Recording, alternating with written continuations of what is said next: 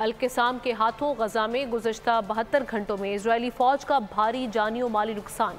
दर्जनों Israeli tanks, बुलडोजरों और गाड़ियों को तबाह कर दिया। हमलों में कई इजरायली फौजी हलाक, तादाद 139 हो गई। हमास के इजरायली शहरों पर रॉकेट हमले।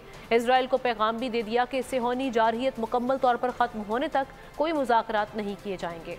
इसराइल की जानिब से जंग में वक्फे के लिए मुज़ाकरात और यरगमालियों की रिहाई की कोशिशों पर हमास ने दो टोक जवाब देते हुए वाज़ेह कर दिया है कि फ़लस्तीन का कौमी फैसला है कि इसराइली जारहियत मुकम्मल ख़त्म होने तक मुज़ाकरात नहीं होंगे। मुज़ाहमती तंजीम ने गजा में इमदाद से मुतालिक अक़वाम मुत्तहिदा की करारदाद को भी नाकाफी करार दे दिया है। हमास का कहना है कि UN करारदाद गजा में होने वाले नुकसानात का इजाला नहीं कर सकती। फ़लस्तीनी सफ़ीर का कहना है कि अक़वाम मुत्तहिदा की करारदाद दुरुस्त सिमत की जानिब कदम है। इसराइली जारहियत के रद्द अमल में हमास ने जवाबी वार करते हुए तल अबीब पर नए रॉकेट हमले कर दिए। अल-क़स्साम ने गजा में गुज़िश्ता 72 घंटों में इसराइली टैंकों, बुलडोजरों और गाड़ियों को भी नुकसान पहुँचाया। हमलों में मुताद्दिद इसराइली फौजी हलाक हो गए। अब तक 139 फौजियों के हलाक होने की तस्दीक कर दी गई है।